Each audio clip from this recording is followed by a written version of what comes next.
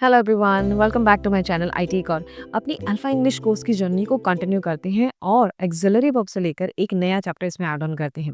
आज हम कवर करने वाले हैं वुड और वुड लाइक विद एग्जांपल। आपको इसका यूज और इसके डिस्टिंक्शन को बिल्कुल क्लियर कर देंगे। लेकिन उससे पहले एक रिक्वेस्ट कि जो भी मेरे चैनल पर आज ही आए हैं वो प्लीज मेरे चैनल को सब्सक्राइब कर ले और मेरी प्ले लिस्ट को एक्सेस कर लें। एक कॉन्फिडेंट इंग्लिश स्पीकर बनने के लिए जो जो चीजें आपको जरूरी हैं वो सब इसी कोर्स में स्क्रैच से कवर की जा रही हैं। उससे पहले स्टार्ट करते हैं एक छोटा सा रिकैप हमारी लास्ट क्लास का। अपनी लास्ट क्लास में हमने कवर किया था मस्ट हैव का आइडेंटिफिकेशन बताया था। इसके आइडेंटिफिकेशन में क्या होगा? एंड में या होगा, ई होगी, ए होंगे, या फिर चुका होगा, चुकी होगी। ये सभी सेंटेंसेस आएंगे। दूसरा क्या था कि इसका फॉर्मेशन था सब्जेक्ट प्लस मस्ट हैव और प्लस वर्ब की third form plus rest of the content. अब मस्ट हैव और फ्यूचर परफेक्ट टेंस जिसमें हम विल हैव ऐड करते हैं और मे हैव और माइट हैव, इन तीनों में क्या डिफरेंस है मैं अपनी लास्ट क्लास में कवर कर चुकी हूँ। आपको फिर कोई कंफ्यूजन है तो प्लीज एक बार मेरी लास्ट क्लास को गो थ्रू कर लीजिए। इसका एग्जांपल देख लेते हैं हम। उसने तुम्हारा इंतजार किया होगा। एंड में क्या आ रहा है? या होगा। तो फॉर्म कर लेते हैं इसको भी। He must have waited for you. अब कंटिन्यू करते हैं अपना आज का कॉन्सेप्ट यानी वुड का आइडेंटिफिकेशन देख लेते हैं सबसे पहले। वुड इसका आइडेंटिफिकेशन सेंटेंस में जब एंड में गा, गी या गे आए, बिल्कुल वैसे ही जैसे सिंपल फ्यूचर टेंस में बताया था। सिंपल फ्यूचर टेंस और वुड का आइडेंटिफिकेशन सेम है, रिमेंबर। ठीक है, अब इसका फॉर्मेशन देखते हैं। Subject plus would plus verb की first form plus rest of the content. ये ध्यान देना कि इसके साथ हमेशा वर्ब की फर्स्ट फॉर्म आएगी। ठीक है, एक एग्जांपल देख लेते हैं इसमें। वह कल खेलने जाएगा। एंड में गा घी गे आ रहा है, so he would go to play tomorrow. ये तो था वुड का सिंपल यूज। वुड का यूज एक्चुअली 3 तरीकों से किया जाता है, उसमें डाइव इन करते हैं। अब वुड का यूज मेनली हम 3 डिफरेंट तरीकों से कर सकते हैं। तो इसका पहला यूज देखते हैं। जब हमारा पहला सेंटेंस यानी हमारा पहला वाक्य पास्ट का है तो जो नेक्स्ट होगा तब वुड आएगा। नेक्स्ट सेंटेंस में क्या आएगा? वुड। दूसरा यूज तब होता है जब हम विल की जगह पे वुड का यूज कर लेते हैं। So on place of will, will की जगह पे जब हम वुड का यूज करें। तीसरा सबसे कंफ्यूजिंग पार्ट, यानी जब हम भूतकाल में जो क्रिया हुई है यानी पास्ट में जो क्रिया हुई है उसका जिक्र वुड से करें। इन तीनों को डिफरेंट डिफरेंट एग्जाम्पल से बिल्कुल क्लियर करेंगे, कोई कंफ्यूजन नहीं छोड़ेंगे। अब वुड का पहला यूज देख लेते हैं, यानी जब पहला सेंटेंस पास्ट का है तो पास्ट सेंटेंस के साथ हम कैसे वुड का यूज करते हैं। पहला एग्जाम्पल देख लेते हैं इसका। मुझे पता था तुम आओगे। सेंटेंस के आइडेंटिफिकेशन यानी जो वुड हम स्टार्ट कर रहे थे तो मैंने बताया था उसका आइडेंटिफिकेशन क्या था? एंड में गा घी गे आएगा। तो अब इसको ट्रांसफॉर्म कर लेते हैं। I knew it you would come. देखा आपने, पहला सेंटेंस पास्ट का है तो फिर यहाँ पे वुड आ गया। दूसरा एग्जांपल देख लेते हैं हमारा। मुझे नहीं पता था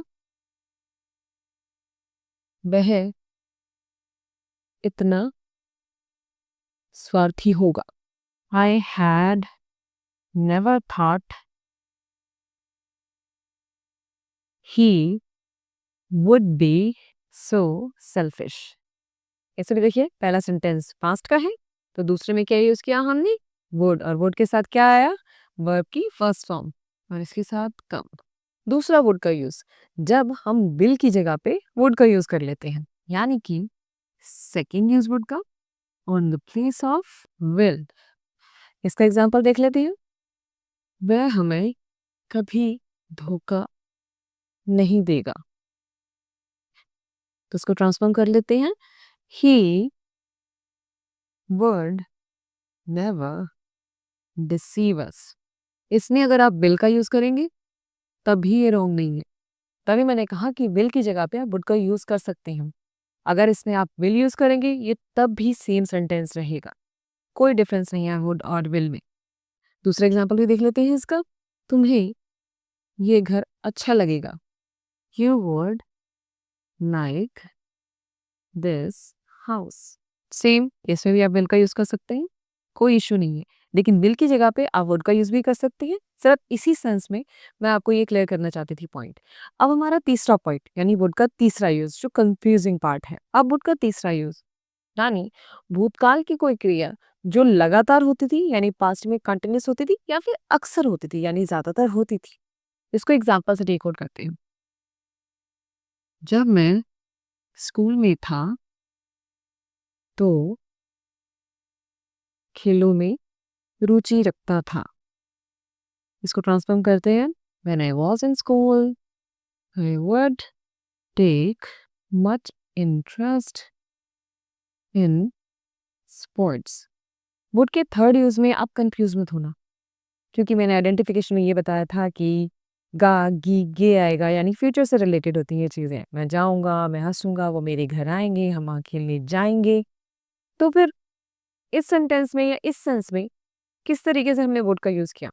ये पास्ट की वो क्रिया बता रहा है कि जब वह छोटा था तो वो अक्सर खेलों में पार्टिसिपेट करता था या फिर इंटरेस्ट लेता था। तो इस सेंस में भी हम वुड का यूज़ कर सकते हैं।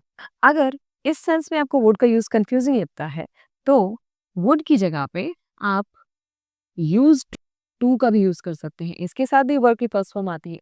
इसको डिटेल में हम आगे की क्लासेस में कवर करेंगे। बट क्योंकि इस सेंस में वुड का यूज़ हुआ है तो मैं नहीं चाहती थी कि जब आप किसी से बात करें या आपके ऑपोजिट कोई आपसे बात करते वक्त वुड का यूज़ करे पास्ट के सेंटेंसेस से रिलेटेड तो आपको कोई कंफ्यूजन हो। इसलिए इस चीज़ को कवर कवर किया गया है। आई होप आपको इसका सेंस समझ में आया होगा। आज की क्लास यहीं पे ख़त्म करते हैं। आज हमने वुड का यूज़ देखा, उसका आइडेंटिफिकेशन, उसका फॉर्मेशन और साथ में हमने वुड के 3 टाइप के यूज़ देखे। वुड को हम तब यूज़ कर सकते हैं जब पहला सेंटेंस पास्ट का है, तब यूज़ कर सकते हैं जब विल की जगह पे हम वुड का यूज़ करें, और तीसरा पास्ट में की क्रिया जो कंटिन्यूअस हुई है, अक्सर होती थी, तब हम वुड का यूज़ कर सकते हैं। अब है हमारा लास्ट पार्ट यानी कि वोकैब्युलरी ऑफ द डे का टाइम। और आज का वोकैब्युलरी ऑफ द डे है ईसोटेरिक।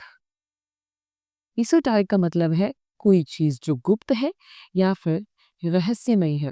तो इसके सेंटेंस ले लेते हैं।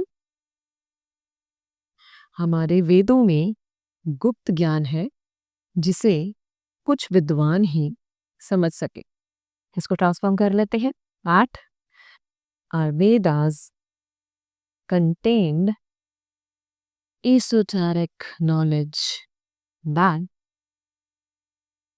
only few scholars यानी विद्वान could understand.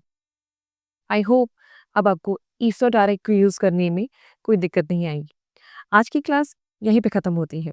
Keep reading, keep communicating, don't forget to like, share and subscribe, and we will see you in our next class. Bye bye.